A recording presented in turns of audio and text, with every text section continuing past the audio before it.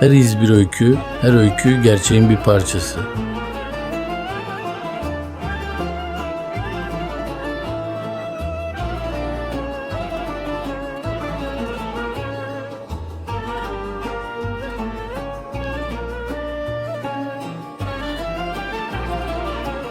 Yemen'i gördüğünde bir türkü geldi aklına. Bura Yemen'dir, gülü çimendir. Yıllar önce buradan geçmişti ama o zaman savaşa gidiyordu. Şimdi ise eve dönüyor ya da öyle umuyordu. Bura Yemen'dir. Emin başımıza gelen bu yangın felaketi diyordu. Bizde ne sinir bırakmıştı ne de moral. Hala o paniği yaşıyorduk. Çünkü başımıza gelen bu hadise bir tür ölüm kalım savaşıydı. Gemideki korkunç alevlerden bir oraya bir buraya kaçışıyorduk. Ya o şilep bizim imdadımıza yetişmemiş olsaydı. Hint denizi bize mezar olacaktı. Bir ateş fırtınası içinde yitip gidecektik. Uyku ne gezerdi, gece boyu güvertede, parlayan ay ışığı altında geleceğin düşleriyle zaman öldürdük. Gemimiz bu umman sessizliği içinde kendi halinde ilerliyordu. Gecenin bizi terk edişi, ardımızda ve denizin üzerinde oluşan limon rengiyle artık belli olmaya başlamıştı. Bu felaketin ardından yeni bir gün başlamış oluyordu bizim için. 1-2 saat sonra da Yemen'in kıraç toprakları titreşerek de olsa gözlerimize yansımaya başlamıştı.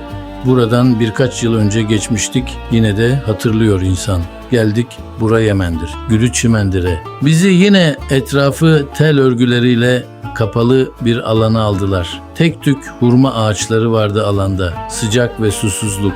Tanklarla su getirdiler, yıkanıp paklanmamız için. Yıkanabildik herhalde, öyle diyelim. Bize temiz giysiler verdiler, hasta olanlarımız muayene edildiler. Bizim için Yemen'de yeni bir hayat başlamıştı. 1-2 gün sonra yine yollara düştük. Bu yolcu gemisiyle ateş gibi güneşin altında o acayip Kızıldeniz'i kimi sıkıntılarla aşıyorduk.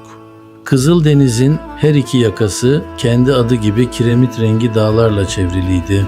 Ertesi günü Süveyş'e varmıştık. Develer ve entari giymiş Araplar gözükmeye başlamıştı. O cehennemi yangın korkusunu biraz olsun üzerimizden atabilmiştik. Süveyş kanalı adı üstündeydi. Bakınıyoruz, iki yanı çöl, upuzun. Suyun kayayı ikiye ayırdığı bir hendek. İnsanlar, develer, güneşin yalazı. Kanalda yavaş yavaş ilerliyoruz. Güvertenin korkulukları kor gibi onların dibinde dikilmiş. Bakınıyoruz, her yer kum. Port Said imiş gelmiş olduğumuz yer. İçimi anlatılması güç bir heyecan kaplamıştı. Sanki memlekete gelmiş gibiydim. Aşağı bakıyorum güverteden. Acayip bir koşuşturmaca görünüyor. Bu arada bizi gemiden aşağı indirdiler. Bir alana getirdiler. Sıralandık. Bir İngiliz subayı yüksekçe bir yere tünedi. Bizlere hitap etmeye başladı. Üzüntülü bir konuşma yaptı. Sanki bizlerden özür diliyordu. Bu arada da İngiltere'ye gitmek isteyenler varsa dedi. Aynı o ses tonuyla kapımız açıktır. İstanbul'a gitmek isteyenlere de güle güle diyoruz. Kimi arkadaşlarımız İngiltere'yi tercih ettiler. Hazin bir ayrılıştı bu. Onlar o tarafa, bizler de bu tarafa, İstanbul'a. Az ötede ve başka bir limanda Gülcemal vapuru tüm ihtişamıyla sanki bizlere el ediyordu. Öteki arkadaşları bilmem ama kendimi düşle veya gerçek arasında gidip gelen bir salıncakta buldum.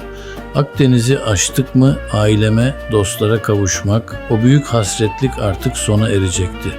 Düşlerin ve gizemin kenti, İstanbul'a varmak büyük telaş ve heyecanla kavuşmak duygusu.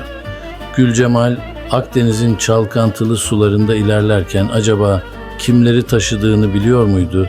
Güneş yorgun argın Ege'ye el ederken akşamın alacasında Çanakkale'ye gelmiştik. Her iki yakada savaş yorgunuydu. 1-2 gemi vardı. Gülcemal biraz uzakta demir attı. Denetim, yazışmalar falan.